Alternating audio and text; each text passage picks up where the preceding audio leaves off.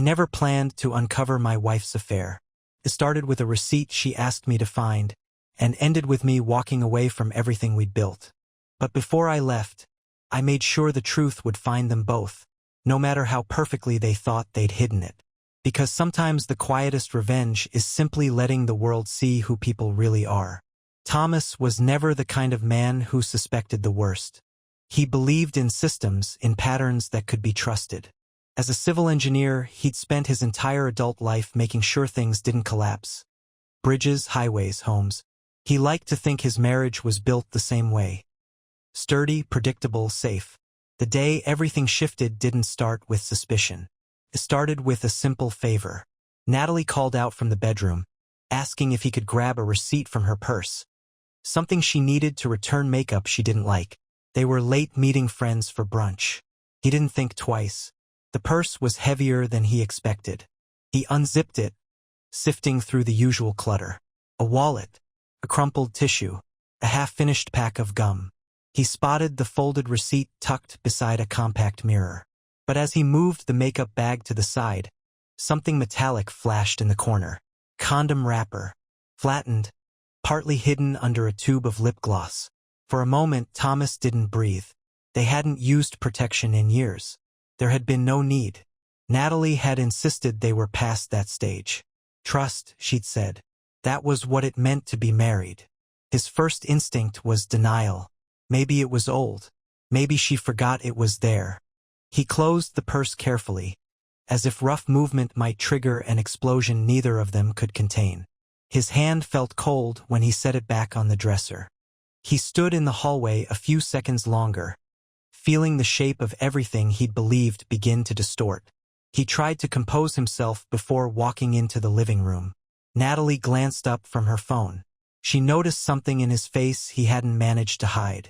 She tugged at her sleeve, an old nervous habit. But when she spoke, her voice was smooth. "You okay?" she asked. "You've been weird all morning." Weird. Not shaken. Not upset. Just weird. Thomas considered telling her right then. Instead, he said nothing. He sat on the edge of the couch and looked at the floor. His mind kept circling back to that wrapper.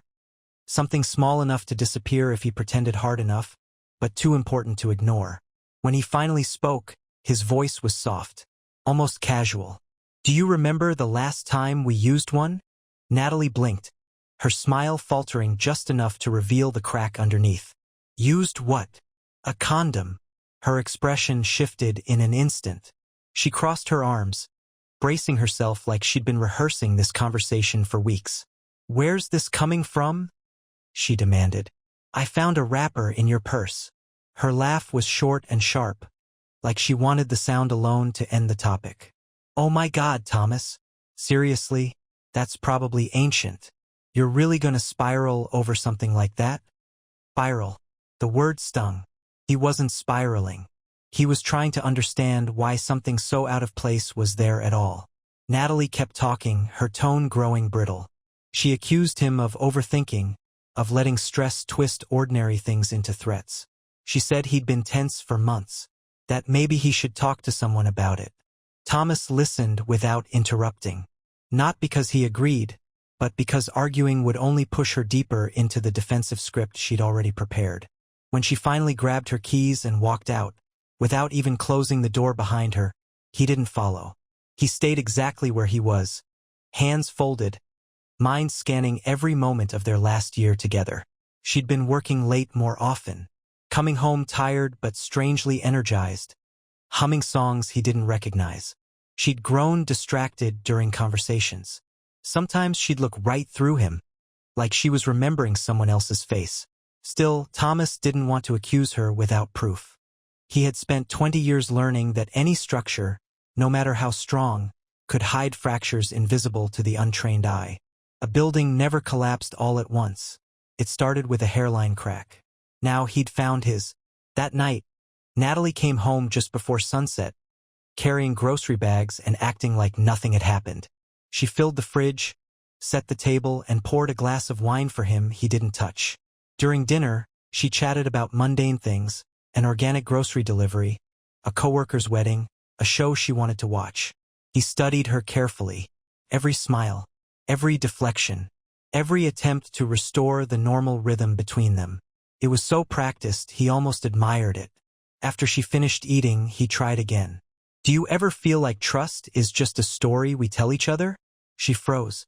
Her fork hovered midair, then dropped to the plate with a faint clatter. "What do you mean?" "I don't know." He shrugged lightly. "I've just been thinking about it." She folded her napkin, tilted her head as if she were weighing the cost of honesty. Then, with a quiet sigh, she launched into a monologue about how worried she was about him, how he wasn't sleeping, how work had worn him down. She blamed his stress, his tendency to see patterns that weren't there. Thomas sat through it, expression steady, heart steady, because while she spun the narrative, he was already planning. If she was lying, and in his gut he knew she was, he wasn't going to confront her again. He wouldn't rage or plead or beg. He'd just watch, because the simplest way to expose a lie was to stop participating in it. Thomas woke the next morning with an odd sense of clarity. For the first time in years, he didn't feel obligated to pretend everything was fine. He moved quietly around the kitchen, pouring his coffee, checking his email, and watching Natalie out of the corner of his eye as she scrolled on her phone. He left 15 minutes early for work without mentioning it. No note, no comment. Just the simple act of slipping out before she expected it. That evening, when he came home, Natalie didn't say a word about his change in routine. She greeted him with a light kiss, told him about a neighbor's new dog, and went back to her tablet. The next day, Thomas adjusted their schedule again. Every Thursday night, they'd attended the same spin class. He moved it to Wednesday in his calendar but didn't say a word. When she came home Thursday, he waited to see if she'd ask why he hadn't left for class. She didn't even glance at the time. That was when he knew she was no longer paying attention, or pretending not to. He started small tests to be sure. He cooked dinner with goat cheese, something that always gave her a mild allergic reaction, a headache, and itchy throat. She ate without comment. Either she didn't notice or she didn't want to give herself away by reacting. He invented plans she should have questioned. A film festival she hated. A plumber appointment she'd never scheduled. He left the invoices in plain sight. Days passed and Natalie never said a word. Each time she ignored another inconsistency, his certainty grew. This was not a marriage anymore. It was a stage production and she was reading from an outdated script. He watched her more closely than he ever had. The way she smiled when she thought he was convinced. The way her eyes darted when he paused too long before answering. It wasn't guilt that shone there, it was calculation. After a week of quiet observation, Thomas knew he couldn't do this alone. He needed perspective, someone who'd seen Natalie without the filter of her carefully managed performances. He thought of Chloe, Natalie's closest friend. Chloe had been there since college, had stood beside Natalie at their wedding, had once called Thomas the best thing that ever happened to her. He hadn't spoken to Chloe in almost a year, but he had her number. He dialed before he could second-guess himself. She picked up on the second ring, her voice tentative. "Tom? Everything okay? Do you have a minute?" "Yeah," she said gently. "Of course."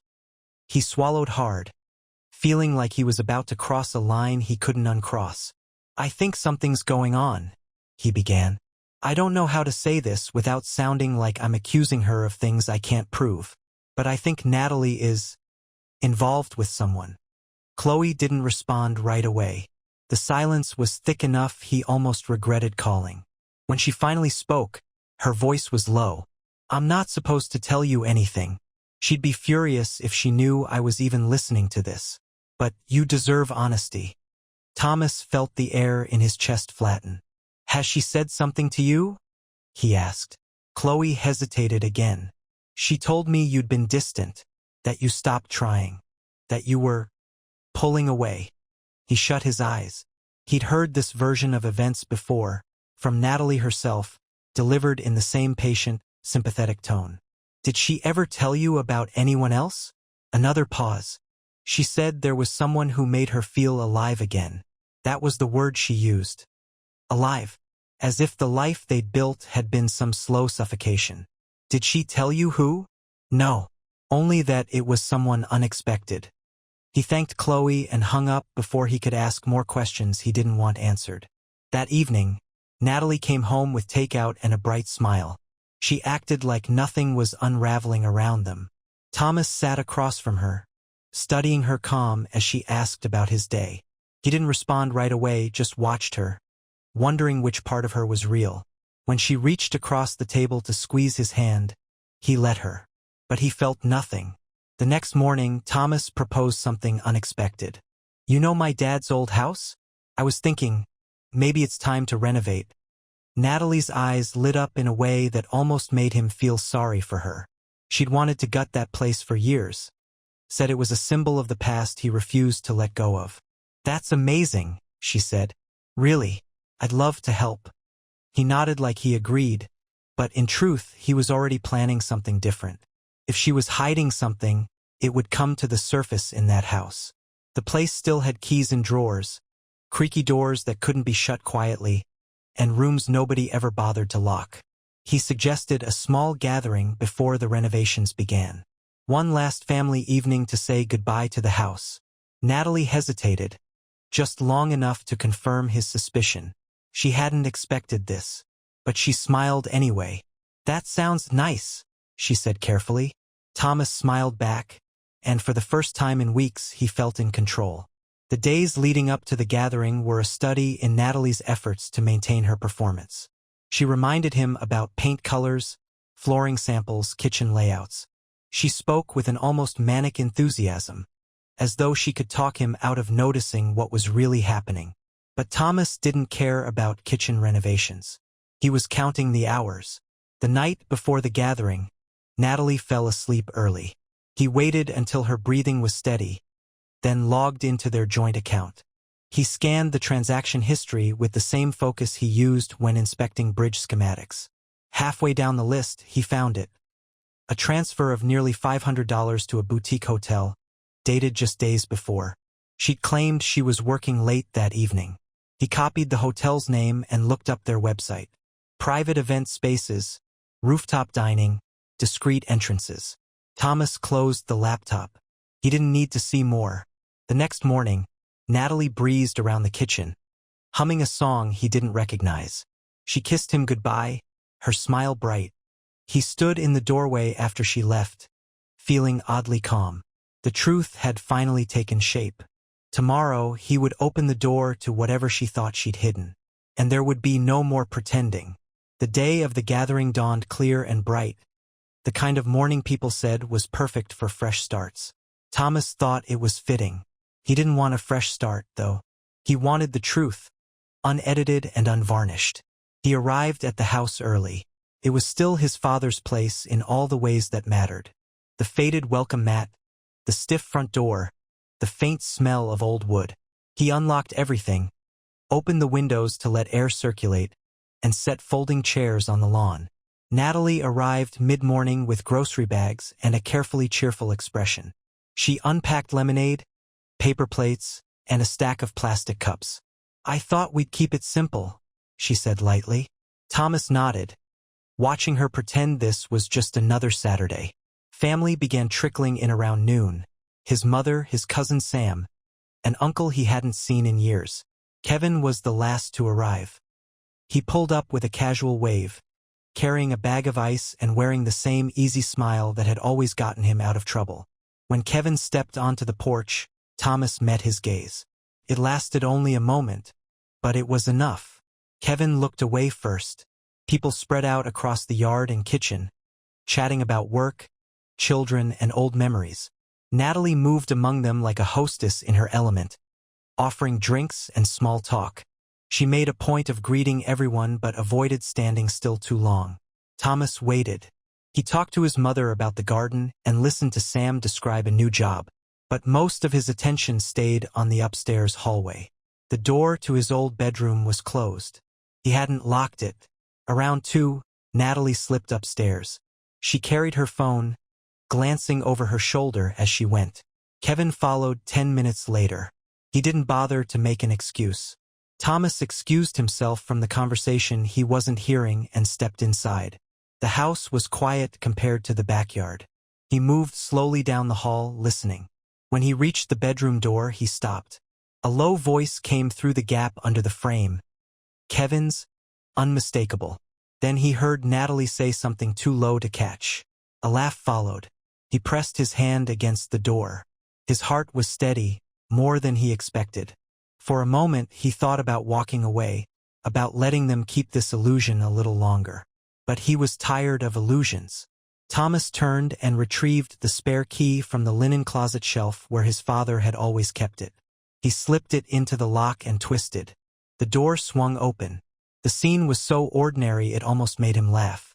Natalie sat on the edge of the bed, her hand on Kevin's arm. Kevin was leaning toward her, his expression soft, caught between a smile and something he didn't have time to hide. They both looked up at the same time. Neither spoke. Natalie's mouth opened, but no words came. Kevin's face drained of any casual confidence. Thomas didn't step inside. He didn't raise his voice. He didn't demand explanations. He stood in the doorway, taking in every detail, the way they were angled toward each other, the familiarity in their posture, the complete absence of surprise in their eyes. Natalie finally swallowed, her voice shaky. "Tom, wait." He shook his head once, just enough to stop her. Then he closed the door, turned, and walked back down the hall. He passed the photos in the hallway. His parents smiling on their wedding day, himself and Kevin in a picture from college. Each image felt like part of a story that no longer belonged to him. When he stepped out onto the porch, the conversation in the yard carried on without interruption. Plates clinked. Someone laughed. He walked down the front steps, across the grass, and out to the driveway. No one noticed him leave. As he reached his car, the back door of the house slammed open. A woman's voice, probably Natalie's mother, rose in confusion. Then came footsteps, loud and uneven. "Thomas!" Natalie shouted. He didn't look back. He got into his car, started the engine, and pulled away. In the rearview mirror, he glimpsed Kevin standing at the top of the steps, shoulders tense, searching for him in the crowd. Thomas didn't slow down. He drove with the windows down, the warm air on his face. Each mile he put between himself and the house felt lighter. When he finally stopped, it was at a modest hotel off the interstate. He paid for a room in cash and carried nothing inside but his wallet and phone. The first thing he did was sit at the small desk and open his laptop. He changed the passwords on every shared account.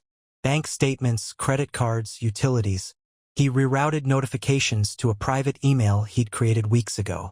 Then he drafted a short email to his attorney. It's time to move forward with the separation. He didn't mention why. He didn't attach any explanations. When he hit send, he felt a relief so quiet it surprised him. In the months leading up to that day, he'd imagined the confrontation hundreds of times. Screaming, accusations, tears. But in the end, it wasn't rage he felt. It was clarity. Natalie and Kevin had counted on his silence meaning ignorance. They'd never considered it could mean preparation. He turned off his laptop, lay back on the bed, and stared at the ceiling. He didn't know what tomorrow would look like. But for the first time in years, he felt certain he wouldn't be pretending anymore. The first night in the hotel, Thomas didn't sleep much. He lay still, listening to the hum of cars on the interstate and the occasional thud of a door closing down the hall. He kept his phone on the nightstand, screen turned face down, but he never turned it off. He didn't want to silence Natalie's calls. He wanted to know she was finally realizing he'd left. But she didn't call that night. Not once. The next morning, he checked the notifications. 3 missed calls from Kevin. 1 text from an unknown number. "You need to talk to her. At least give her that." He didn't reply. He put the phone in a drawer and dressed slowly, feeling the weight of decisions that couldn't be undone. By the time he arrived at his lawyer's office, he'd already decided exactly how this would go. Max Brenner, the attorney he'd met with before, didn't ask questions he knew Thomas wouldn't answer. They sat across from each other in a tidy office that smelled faintly of printer toner and coffee. Thomas explained he didn't want a fight. He wanted a clean separation. The apartment would go to Natalie. He didn't care about the furniture or the shared accounts. "But I want the house," Thomas said calmly. "The family house. No negotiation." Max made a note without comment. "Are you expecting any pushback on that?" he asked. "Yes," Thomas admitted. "But not because she cares about the house. Because she won't like losing anything."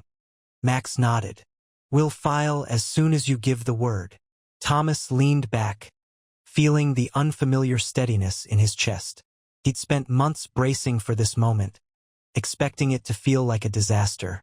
Instead, it felt like he was finally stepping outside a burning building he'd pretended wasn't on fire. When he left the office, he checked his phone again. Natalie had called twice more, left one voicemail. He didn't listen to it. That evening, he drove past the apartment without stopping. The lights were on. Her car was parked out front. He wondered if Kevin was inside, helping her practice the right words to pull Thomas back in. He didn't get out of the car. He kept driving. The following week unfolded in small, deliberate steps. Thomas transferred the rest of his personal funds to an account only he controlled. He canceled joint credit cards. He called utilities to update billing information. Natalie still hadn't tried to see him in person. He imagined her rehearsing speeches she thought might work. Crying, apologizing, shifting blame, reminding him of the years they'd shared. None of it mattered anymore. When the official divorce papers were ready, Max called to confirm. "She can contest," Max said carefully. "But if she does, it'll be public. The details will be on record." Thomas nodded. Let her decide. He didn't rush to have them served. Instead, he waited. He wanted her to sit in the uncertainty, the same way he had for months. Days later, the text finally came. "Can we talk? Please." He didn't respond. The next day, another message. "You can't just disappear. We need to discuss this like adults." That was the word she always used when she was cornered. Adults. As if calmness was the same as honesty. He waited 3 more days before replying. "Everything you need will come through my lawyer." She tried calling. He declined the call. After that, the messages stopped. For the first time in years, Thomas spent a week without checking his phone constantly. He bought groceries for himself. He took walks in the evenings, thinking through each part of the life he'd left behind. One morning, he drove out to the house. The grass was overgrown, but the front porch was still solid. He let himself inside, locked the door behind him, and stood in the entryway. Felt different, empty in a way that didn't hurt. He spent hours cleaning, boxing up old photographs, and moving furniture to the garage. He didn't keep much. Most of it belonged to a version of himself who'd spent too long compromising.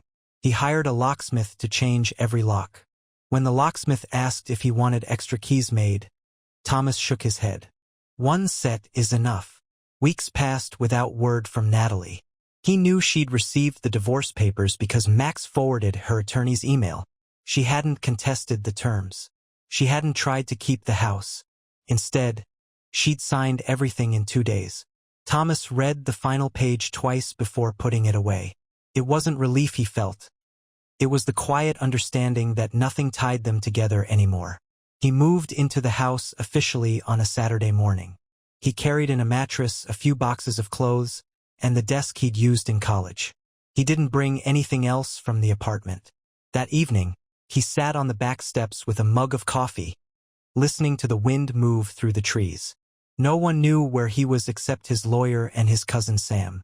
He felt no urge to correct that. 2 weeks later, he got a call from Chloe. He almost let it go to voicemail, but he picked up. "Tom," she said quietly, "I heard you filed." "Yes. I'm sorry." He didn't say anything. "She's not the person I thought she was," Chloe continued, "and I don't think she ever will be. I know. If you need anything, I'm okay." It was true. That night, for the first time, he slept straight through until morning. 7 months passed without any contact. Thomas built a life that felt quiet and unremarkable.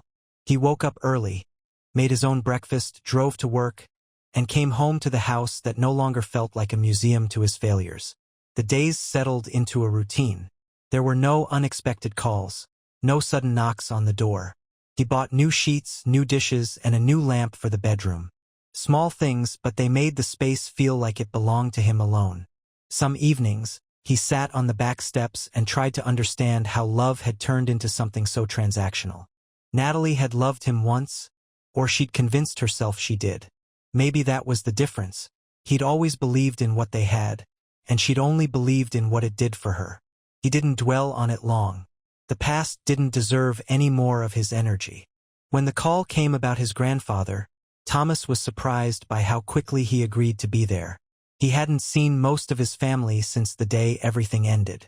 Part of him wondered if they'd heard the truth, or if Natalie had spun a softer version of the story. The chapel was small. The service was simple. He sat in the back, away from the center aisle, and kept his eyes on the stained glass above the altar. He felt them before he saw them. A hush moved through the rows as Natalie and Kevin entered together. They didn't sit with the rest of the family. They chose a row near the middle, as if distance would soften what had happened. Thomas kept his face still. He didn't let himself look for too long. The eulogies passed in a blur of memories. His grandfather's generosity, his blunt humor, the way he'd insisted on mowing his own lawn well into his 80s. Thomas focused on those details, not the restless movement in the row ahead. When the service ended, he waited for the aisle to clear before standing. He almost made it to the exit before Kevin stepped into his path. "Hey," Kevin began, voice low. "You got a minute?" Thomas looked at him. Kevin had lost some of his careless confidence. He looked older, heavier. Natalie came up behind him, folding her arms. She didn't speak right away. Kevin tried again. "I just wanted to say, I'm sorry. I know it doesn't change anything, but you deserved better." Thomas didn't answer. Natalie swallowed, her gaze fixed on the floor. "We were wrong," she said. "We both know that." He studied them, the two people who had once felt closest to him. He thought of all the explanations he'd imagined hearing. None of them mattered anymore. "You two built something stronger than family," he said evenly. "Shame." He stepped around them without waiting for a reply. In the reception hall, he found a quiet corner near a table of old photographs. A woman he barely knew offered him a plate of cookies. He thanked her and sat down. He didn't look back to see if Natalie and Kevin were watching. That night, he drove home in silence. The house greeted him the same way it always did. Unremarkable, familiar, steady. Inside, he made coffee and sat by the window. The light was fading, and the yard looked almost peaceful. Thomas realized he hadn't thought about revenge in months. It hadn't been necessary.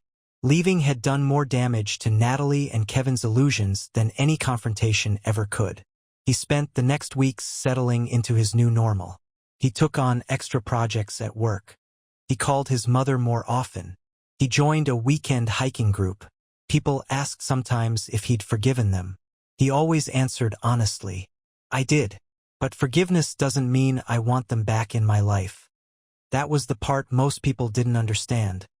Letting go wasn't about pretending it hadn't happened. It was about refusing to let betrayal define him. One afternoon, Chloe called to check in. "You really okay?" she asked.